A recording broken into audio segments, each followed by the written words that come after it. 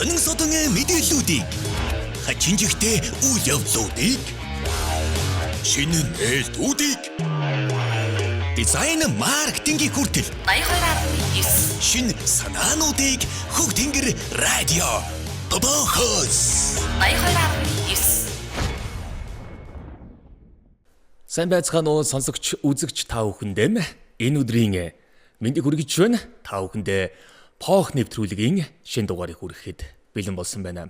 Өнөөдрийн үрээ бол гайхаачтай гэдэг үрээгээр бол нэвтрүүлэг маань явж байгаа. За тэгээд бүх сонсогчдоо үзэгчдтэй далайн төвчнөөс дээш 1580 гэсэн одоо метрт байдаг юм билээ манай монголчууд гадаргуун. Тэгэхээр далайн төвчнөөс одоо дээшээгээ бараг цагаар 1580 метрийн өндөрт оршиж байгаа. Тэр өндрөөс бидрийг үзэж сонсож байгаа нийт сонсогч үзэгчтэй. Шинэ өдрийн мэндийг хүргэе. Та хоёр тавс шинэ өдрийн мэндийг хүргье. Өдрийн орой өдөш өглөө ч юм уу те. Шөнийн ч юм уу. Үзэж байгаа, сонсож байгаа тэр цаг орныхын мэндийг хүргье. За мэнд. За похоор өнөөдөр надаар эхлээд за тэгээд туулагчээр үргэлжлээд эмадэр бол шувтран тийм ээ. За миний мэдээлэл болохоор нэг юм 27 настай Хятад улсын харьяаз Японд амьдардаг нэг оюутны талаар юм аа. Тэгээ юм сайхан гар байгаа. Хятад хүн гэсэн үү? Тий. Хятад улсын иргэн Японд оюутан юм байна. 27 настай ийм одоо оюутны талаар. Яг би нөгөө сайхан гар гэдэг нь болохоор одоо намайг мэдээлэх хөрөнгүүд бас хүмүүс манерээ сайхан гар юм аа гэж бодох байх. Энэ үнэндээ бас сайхан гар байлээ. За энэ яасан гэсэн Японы хамгийн өндөр оргил бол Фужи гэх нэртэй уул байдаг те бид нар сайн мэднэ. За үзэж байгаа хүмүүс маань бичлэгийг нь харж байгаа бах. За энэ Фужи ууланд авирахыг зөвшөөрсөн хугацаа гэж бол байдаг юм байна. За энэ нь бол нэг 2 сарын хугацаанд бол жуулчдыг хүлээж аваад ер нь дотоод болон гадаадын хүмүүсийг бол 7-оос 9 сарын хооронд бол авируулдаг юм байна. Бусад хугацаандаа болохоор Фужи уулыг хаадаг юм байна.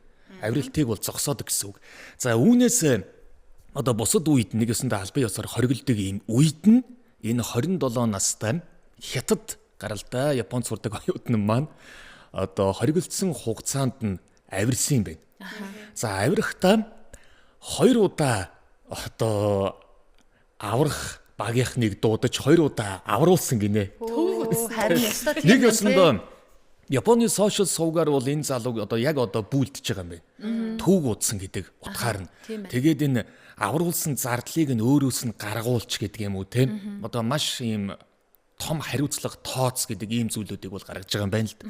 За яагаад 2 удаа аврагдсан гэхээр эхнийх нь энэ өөрөө Фужи уул маань нэг ийм 3800 орчим метр өндөртэй байсан баха. Тэгсэн 3000 метрийн өндөрт нь гаццсан юм байна.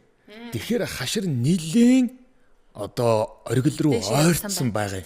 Уг нь бол ийм ууланд авирдаг залуу юм байгаа юм л да. 3700 илүү 800 метрийн өндөртэй. Тэгээ 3000 метрийн өндөрт нь очичоод оргилдоор гарахын өмнө бол гацсан. За яагаад гацсан гэсэн чинь нөгөө хөлнийх нь одоо гутлынх нь бэхэлгээ гээгдсэн юм байна. Тэгэхээр дээшээгээ дахиад 700-800 м авирах ямар ч боломж байхгүй. Нөгөө одоо гутлын бэхэлгээ байдаг юм байна л да. Ингээ хадаастай тийм. Тэр нь гээгдсэн учраас нөхөр одоо цаашаага мэдээж халтраад явах боломжгүй учраас аврах багийнхныг бол дуудаад за тэгээд нисдэг тэргээр энэ залууг одоо аварсан байгаа юм. За энэ нь болохоор Фужи Номия гэдэг ийм чиглэлээр нь бол авирсан юм байна. Бусад хэсгүүдийг нь бол нэг ясантай хаацсан.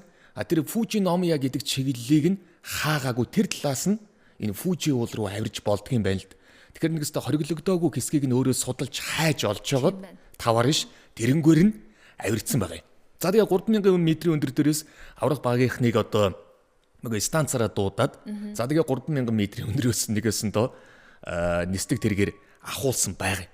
За дараагийнх нь яасан гэхээр гар утсаа хайгаад гар утсаа бас гээцсэн байна л да. Нөгөө 3000 метрийн өндөрлөө авирж байхдаа гар утсаа гээгээд ахиад 3 хоногийн дараа буюу бэм гарагт гар утсаа хайх гэдэг гараа явцсан юм байна. Яасан хаширддаг юм бэ те? Энэ нь одоо пүр гарагт нь 3000 метрийн өндрөөс ахуулаад дараа нь бэм гарагт нь дахиад авруулсан. Шалтгаан гэсэн чинь гар утсаа хайх гэж явсан гэж байгаа. За тэгээд яагаад гар утсаа хайж явах явцдаа дахиад авруулсан бэ гэхээр нэгээс нь нөгөө өндрийн өвчин туссан юм байна. Нэг өстө зүрх судасны асуудалд орсон гэсэн үг. За тэгээд дахиад нэг өсөндөө нэг аврагч нарыг дуудаад 2 удаа авруулсан. За тэгээ 2 дахь аврах ажиллагааны дараа Шизуока гэдэг мужи байдаг юм байна. За энэ мужийн цагдаагийн газрын албан ёсны одоо хугацаанаас бусад үед цагуурийн гинтийн өөрчлөлт аврах ажиллагааг хүндрүүлдэг шүү гэд нэг өсөндөө юм анхааруулга гаргасан. Одоо дахиад нэг иймэрхүү одоо сайн дурын хууль зөрчөөд дүрм журам зөрчөөд ингээ аврах юм бол цаг агаарын нөхцөл байдлаас болоод одоо нөхдүүд минь та нарыг аврахгүй ч байж мэдээ шүү гэдэг одоо ийм бодит кейсэн дээрээс нэг ийм анхааруулгыг бол гаргасан юм байна. За тэгээд албан ёсны хугацаанаас бусад үед Фужи ууланд авирах бүх замууд хаагдаад зам дагуух эрүүл мэндийн нөгөө түргэн тусламжийн цэгүүд бас хаагддаг учраас яхааргүй зардал өндөртөө аврах багийнхныг одоо дуудаж таардаг юм байна л да. За тэгээд түрүүн нэвтрүүлэг эхлэхэд нөгөө хэлсэн сошиал орчинд одоо энэ залуугийн эсрэг бол маш олон хүмүүс бухимдж байгаа юм. Одоо хариуцлага тооц тэр аварсан зардлыг нь одоо өөрөөс нь гаргуулаа гэд. За тэгээд 3776 метрийн өндөртэй юм байна. Фужи. За тэгээ өөрөө ийм төгс конус хэлбэртэй гэж бас ийм уул гэж явдаг юм байна. Тэгээд 7-оос 9 сарын хооронд жуулчдыг хүлээж авдаг. За ойролцоогоор өдөрт 3000-аас 4000 жуулчин бол авирдаг юм байна. Тэгэхээр асар их өндөр ийм тоо юм байлээ. Тэгэхээр 2 сарын хугацаанд бол дор харьж 200 гаруй мянган жуулчин Фужи ууланд одоо гадаад дотоодын уулчид бол авирдаг. Тэгэхээр үүнийг ингээ өдөрт хуваахаар нэг өдөрт 3000-аас 4000 жуулчин Фужи уул руу авирж байгаа юм байл. Тэгээ асар өндөр ийм одоо тоо гарч байгаа юм л. Тэгээ энээс болоод яасан гэхээр Фужи уулын эко байдал одоо алдагдсан гэж байна. Эко нөгөө нэг байдал нь онгон дагшин байдал нь өдөрт 3000-аас 4000 хүн авираад харах талхлагтаад. За тэгээ үүн дээрээс Японы одоо эрх баригчид ямар хариу арга хэмжээ авсан юм бэ гэсэн чинь жуулчдын тоог хязгаарлах өдөрт гарч байгаа. Дээрээс нь одоо нөгөө тарифа өндөр болгох гэж одоо үзэж байгаа юм байна. Тэгээ би яг хөө ингэж бодсон л доо. 3000-аас 4000 жуулчид бол улаан цайм хог тариал, хог хаяал тийм ийм үйлдэл нь бас харьцангуй бага бах. Ганц нөгөө тэр эко байдал гэдэг нь болохоор өдөрт л 3-4 мянгаар авирж байгаа учраас нөгөө хүний хөлд талхлагдаад гэх нэг ийм асуудал бол үүсэж байгаа юм байна. Тэгээд Фужи уулыг одоо бүр илүү Японы эрх баригчид хамгаалтанд аваад маш бага тоондор аваачих гэж байгаа юм билээ уулчтыг бол. За тэгээд нэг ийм одоо сахилгагүй гэв, саваагүй гэв залуу одоо Японы сошиал орчинд эд бүлийдүүлж байна. Тэгээ 2 удаа аврагц одоо эн чи юу гэсэн үг юм бэ? 4 хоногийн дотор 2 удаа авруулчихж байгаа байхгүй юу? Гэхдээ тэр нөгөө хөлний бэхлэгийг хэрвээ унаагүй байсан бол хашир 3776 метрийн өндөрт гарчих байсан юм байлээ. Тэгээ азгуудад 3000 м дээрээсээ бэхлэгийг нь алга болгоод нэг одоо авруулаа. За түүнийг нь бол одоо яг уу буруу газраар авирсан ч гэсэн нэг өршөөж болох юм те. Тэгсэн чинь нэг 3 хоногийн дараа буюу бям гарагт нь ахиж уцаа хайх гэж очоод марцсан. Тэр хүмүүсийн дургуул ер нь их хүргэсэн баха. Тэгээд дахиад нөгөө нэг одоо зүрх судасны асуудалд ороод дахиад авруулсан. Тэгээ энэ нь бол хүмүүсийг одоо бүр бухимдуулчихж байгаа юм л да. 27 настай юу студент. Тэгээ одоо ойр залуу хүн бол одоо бас биш байгаа юм те. 27 нас гэдэг чинь бас нэг наануу цаануу юмыг ойлгохоор учиртай байхаар бас тэгээд нэг ийм тэгэл дураараа юм бэ. Тийм. Тэгээ яг би ингэж бодсон дураараа 2 удаа гэд 2 дахь удаа нэг алдаага дахин давтдаг нь алдаа болчих. Хоёрт бол нөгөө талаас нь аваад үзэх юм бол яхаа аргагүй уг нь уулчин байгаа юм. 3000 м өндөрт очсон. Дахиад нэг бараг 80-90% нь очсон байгаа байхгүй юу? Заацгүй. 2 өдөр нь тэр уцыг за одоо өнгөрсөн гээ хайна. Харин тий. Уцын асар их л нөгөө зураг видео дүр дахиж хизээж одоо олдохгүй зүйлүүд нь л байсан юм шиг байгаа. Даанч харамсалтай нь тэгээд нөгөө эзэн татна гэдэг шиг одоо би нөхцөл. Одоо яг гарчаад авруулаагүй хэрвээ буугаад ирээд уцаа мартцсан байжгаад эргэж очиод авруулсан бол бас яахтай болох юм шүү дээ. Тэгээд хамгийн харамсалтай нь уцаач болоогүй. Тэгээд дахиж авруулаад одоо тэгээд зардал гарч байгаа юм шиг байгаа юм. Тийм байна. За нэг ийм одоо хүмүүс нэг ямар сони юм бэ гэмээр нэг юм идэ бол баялаа. Аврагчид одоо хаширсан баха. Одоо ингэж үзээрэй дахиад ийм хүмүүс байна. Хаширсан учраас ингэж байгаа юм. Хаширсан учраас нөхдүүд минь дахиад ийм тохиолдол гарах магадлал өндөр учраас цаг агаарын нөхцөл байдлаас болоод таныг 1000 м байна уу 2-3 мянга байна уу орой дээр нь гарчаад аврах баг дуудсан ч гэсэн цаг агаар хэцүү бол бид нэр очиж чадахгүй шүү гэдгийг одоо анхааруулж байгаа юм байл. Тийм байна. За Агигийн мэдээлэл бас сонирхолтой байл юм байна. Анхааруулжтай юм байна. Анхааруулжтай юм байна. Монгол уулчид магадгүй шүү гэхгүй зарим нэг Саваагүй зам бол тэгээ таны одоо аминд ч хурж мэдэн шүү гэдгийг л яг энэ залуу бол азтай юм. Гэхдээ саваагүй зам, хэнэггүй зам бол магадгүй аминд хурж мэдэн шүү те. Ер нь бол тийм саваагүй зам. Тэгсэн чинь одоо яг энэ үргэлжлүүлээд би нэг саваагүй зангийн тухай ярих гээд байж байна. Өнгөрсөн 7 хоногт нэг үгнээсээ болоо хөөрхөн бодлоо нарьцсан нэг жилхүү нэг хаширахгүй юм хийх гээл сууж байна. Хамгийн эрсдэлтэй хоббинууд ер нь хүн болгонд нэг юм их бага хэмжээний хобби байдаг штэ. Тэрэндээ нилээ автцсан, зарим нь бол яг хөө ингээд өнгөц яваад байдаг. Тэгсэн чинь хамгийн эрсдэлтэй хоббины эхний 6-ыг нэрлэх гэж байгаа юм. За сонирн байна. За тэгсэн чинь хамгийн нэгдүгээрт одоо би энэ яг нэршлийг хэлэхгүй явъя. Энэ дүрс бичлэг гараад ирэх учраас хамт үзээ явчихна. За байрны орой болон уул эсвэл өндөр байгууламжаас крашюттай гэж байгаа. Одоо энэ жижигхэн шүхрийг хилээд байгаа юм болоо да. Үсрэх гинэ. Тэгээ энэ нас баралтын эрсдэл хамгийн өндөрт тооцогддог. Тэгэхээр энийг одоо үзэж байгаа бол мэдээж хүн болгон дотроо учиртай үзцгэн. Өөр хүүхдүүдтэй мэдээж энэ болохгүй шүү гэдгийг сануулна. Түүнээс бас нэг юм буруу юмд те үсрий гэж уриалж байгаа юм бол биш шүү. За энэ хобби нас баралт хамгийн өндөртэй, хамгийн эрсдэлтэй тооцдог. Одоо ингээ үсэрчж байгаа хөтөр манан лу.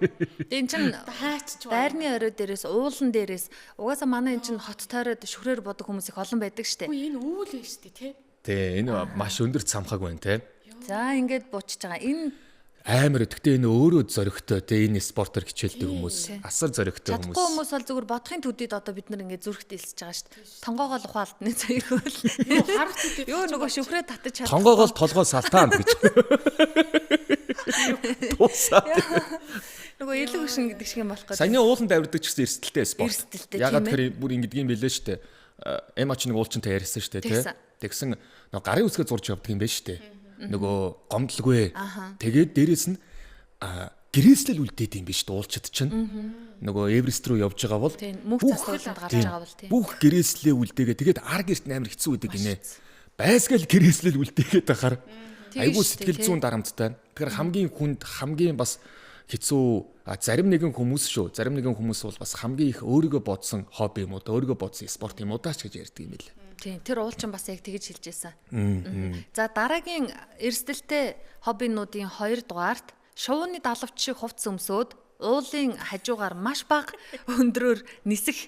Энд бол нөгөө зохицуулалт ур чадвар гэж юм маш их хэрэгтэй болдог. Далавч өмсөө яа гинэ. Шувууны далавч шиг юм хувцс өмсөд одоо ингээд энэ хэсэг гарахаар харагддаг. Сугна гараа ингээд сугна ингээд далавчиг болоод дэлгэгдэж чинь. За одоо ингэнгуут ингээд үсэрж байгаа юм. Юунаас үсэрч? Зохицуулалт одоо тэгэл өндөр. Гэтэ түрүүнийхтэй бас төстэй юм байна те. Түрүүнийх нэг юм шүхэртэй үсрээд байгаа биз. Энэ болохоор юм хувцас өмсөж үсрээд байгаа. Хамгийн аймаар. Тэгээд энэ бас л маш эрсдэлтэй аймаар нас баралт өндөртэй хоббинууд энийг бас тооцогддог. Чинь тэгээд нэг айхтар том шөхрүүд дэш ерөөсө хувцас өмссөн. Нэг юм зориултын тохиолдолтой одоо бодход. Эднэр бас яадаг юм болов гин тийм бодол төрлөө. Эднэр бас ингээд үсрэхээр болохоро ийм гэрээсэл мэрээсэл бичдэг юм болов. Бичихгүй ах уу эн чинь нөгөө хобби аль. Энэ одоо хараа ингээ бүлгэрээ бөөнөрөө явж байгаа үсттэй. Ингээ нэг сонирхогчд бас үг өнгөөр яа ингээ сарваа. Энэ ёстой хөх тэнгэрээр дүүлэн нисэж штэ. Энэ дээрээс чи поохоо ичүүлгоо юм шиг. Нөгөө шиг нэг хитэ өнгө өнгө. Тэгвэл ааг л ганцаараа поохоо ийх байх та. Энэ нөгөө аяны хүн шиг юм бодлоо. Энэ чиг татдгүй гудсуу. Тэг хүмүүст адлуулах үед юм мэддэггүй дуракууд чинь гээ. Гэхдээ тийч харагдаад энэ яа харахгүй. Нэг толгойтой гудс. Тэг шинжтэй юм аа. Шинжлэх ухаан бас гайхалтай юм а тий. Ийм. Гэхдээ энэ амар асалтай юм байна. Угаасаа бас тийм байна. Энэ эрсдэлтэй хоббинуудын жагсаалт явж байгаа шүү хүмүүсээ. За дараагийн эрсдэлтэй хобби гэсэн чинь энэ бас үнэхээр амар. Уул хаданд хамгаалалтгүйгээр авирах. Алдаа гарах юм бол тэгэл юу ярих вэ? Шууд амь настай явагдана. За тэгээд нөгөө ард нь үлдсэн гэр бүл үр хөөхөд одоо тэгэл саяагийг ярьдаг шүү. Гэрээслэлгээд. Одоо энэ хараач нэг ингэж зүүдэлдэггүй та нар. Эсвэл энэ одоо ингэж жагаад нэг саваад унцлаа энэ тэгээд ийм амар. Гүлээс энэ бүр огцом тэгээд энэ хамгийн гол нь хамгаалт байхгүй. Одоо ос юуч байхгүй. За зүгээр өмнөөс нь айж чинь ямар амар юм бэ? Яасан зөрөгтэй. Эднэр бас яг гэрээсэл үлдээдэг өхөө. Өө тэрийг хараач бүр энэ үнэхээр одоо Минь зүгээр азандаа л найдаж байна. Өөрийнхөө ур чадвар байж болно те. Гэхдээ бас аз. Тэгээ залбираал ингээл ордог бах та. Үнэхээр амар. За дараагийн дугаарт одоо нөгөө далайд 15 метрээс дээш өндөр давлгаатай далайд сэлэх. Одоо мэдээж живх юм уу эсвэл том чулуу таарах юм уу яахын эрсдэл маш өндөртөд тооцогддог. Энэ бас хамгийн эрсдэлтэй хоббинуудын лен дээгүүрт бас ордог юм байна шүү. Энийг юу гэж нэрлэдэг вэ? Далайн давлгаагаар ингээд Surfing гэдэг тийм. Энэ бас Энэ маш бас амар эрсдэлтэй хобби. Энэ эвгүй авраг зарсан ч бариулчих үедээ тий. Монголчууд ч уснаас хол хүмүүс Тийм. бүр амар харагдаж байна надад бол. Энэ давлгаа нь бүр Өчнөө давхар байшинтай тэнцдэг Энэ чинь ингэдэг энэ 15 метрээс дээш ийм давлгааг сонгож ордог болтой юм. Түүнээс биш ингээ бага байх юм бол бас ордог юм уу эсвэл хангалтгүй санагддаг юм. Хүний хобби бас явж аюул төтлөх юм аюултай хобби бол. За энэ бас аюултай хоббинуудын дээгүүрт ордог байх нь шүү. За дараагийн дээгүүрт орж байгаа хобби юу вэ гэсэн чинь газар доорх агуугаар шумбах. Газар доорх агуугаар шумбдаг. Энэ тэгэхээр үзэгдэх орчин багтай. агуун шумбана гэж юу гэдэг. Усан доогор агуунууд байгаад идэг штэ. Энэ гэхдээ хуура болон усныг хоёр янз байлаа бичлэгийг харсан чинь. Одоо энэ бэлтгэсэн бол усан доогор аялж гин. Аялж гин гинэ бас аялал болчихлоо шүү. Энэ эрсдэл бол мэдээж одоо надад хэлүүлэлтгүй мэдж байгаа. Үзэгдэх орчин гарцсан баг. нөгөө талд нь байгаа байхгүй юу тий. Тий. Хүчил түрэгч бас дутагдах эрсдэлтэй энэ чи яагаад гэвэл нөгөө далайн ёроолоор ингээд агуугаар нарийнхан гараад байгаа учраас Чих дүн гэж явцдаг гэсэн чинь нилийн доошоо орохлоор ингээд Тэх баха даралт өндөр. даралт нь мэдрэгдэж байгаа бах тий. ер нь амар эвгүй болдог гэсэн. Усан нилийн доошоо орохоор. За Энэ бол ногоон хобби.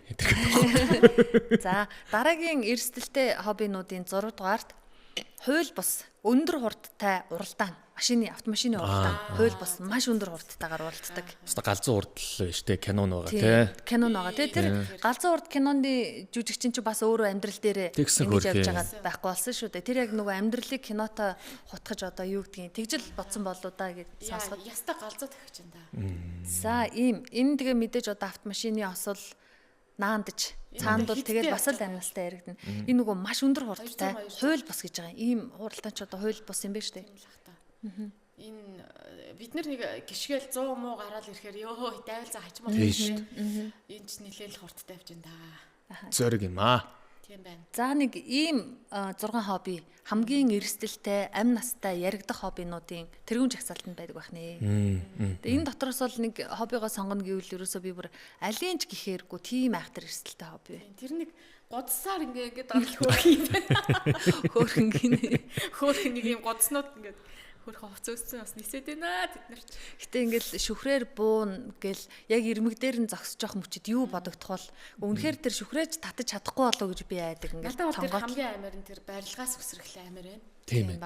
Яалчихгүй үгүй байна. Тэр хаднаас ямар ч барьцгүйгээр бэхлэлтгүйгээр нэг юм их цадан дээр ингэсэн байж байгаа бас амар санагдчих. Яма надаа мэдээ байхгүй яана гэсэн чинь амар мэдээ олоод ирсэн юм шүү дээ. Тийм байна. Туулж сюрприз барьж авахгүй юу? Тийм байна. За миний мэдээ. За пөөх байлаа. Пөөх байлаа шүү. За одоо миний мэдээ. Би гарч ийн тэг. За миний мэдээ болохоор За хадагта туулын мэдээ.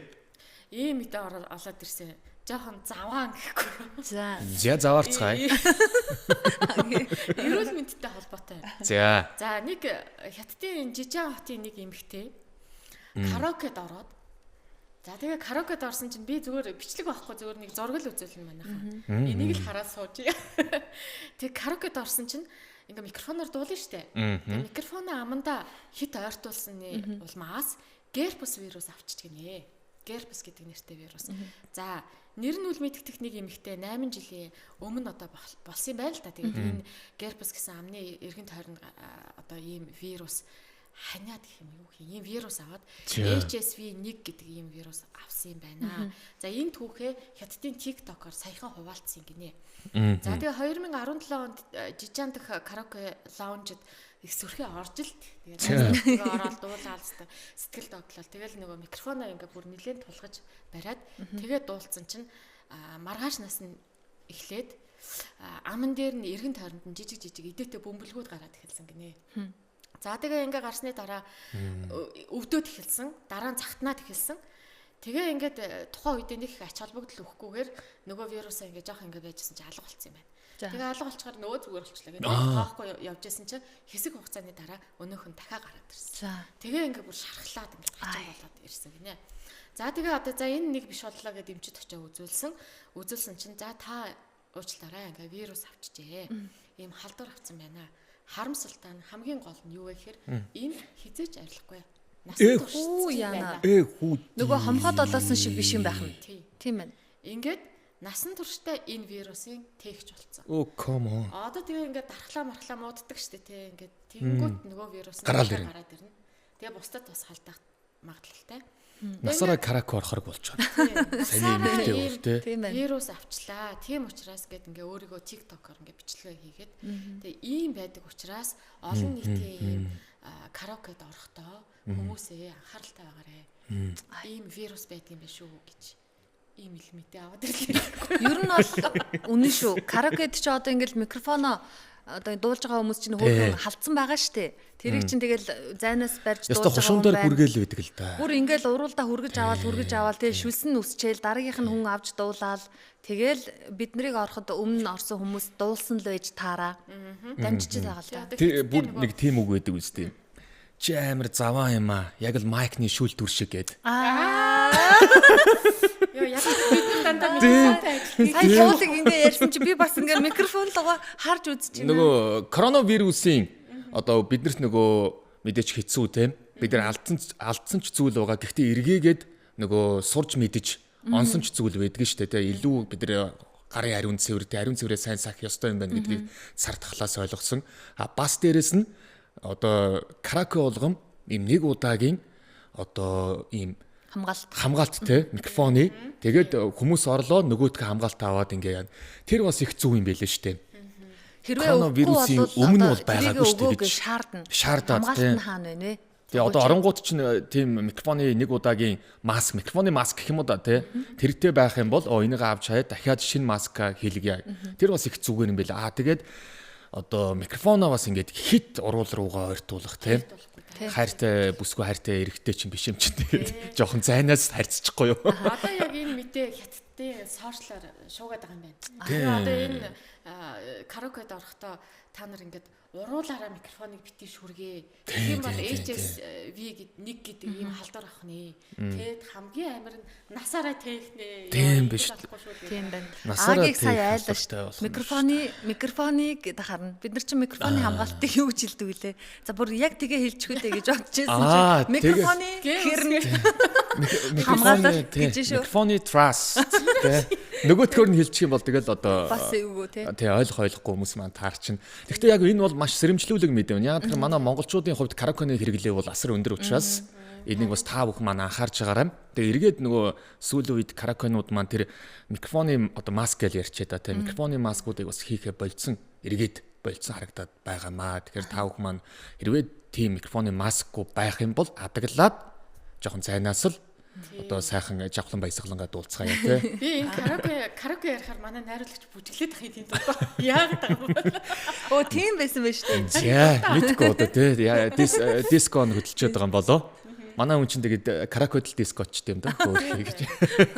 За тэгээ энэ сэрэмжлүүлэг мэдээгээр насаараа ямар нэгэн вирусыг тээж яваад өгөхгүй тий. Тийм учраас та бүхэн маань сэрэмжтэй байгаараа өнөөдөр бол сонирхолтой хоббинууд за мөн саваагүй нэг оюутан за тэгээд насан туршдаа тээж явж байгаа одоо ийм вирусын талаарх гэдэг ийм бүр 3 мэдээг шинэ мэдээллүүдийг та бүхэндээ поохоор онцоллоо. Тэгээд хамттай байдаг нийт сонсогч үзэгч та бүхэндээ маш их баярлалаа. Өнөөдрийн эфирц хөтлөгчөөр Эма Туул агийн нариулагчаар Дэгэ хамт байлаа. Дараагийн дугаар хүртэл түр баяртай. Баяртай сонсогчдоо.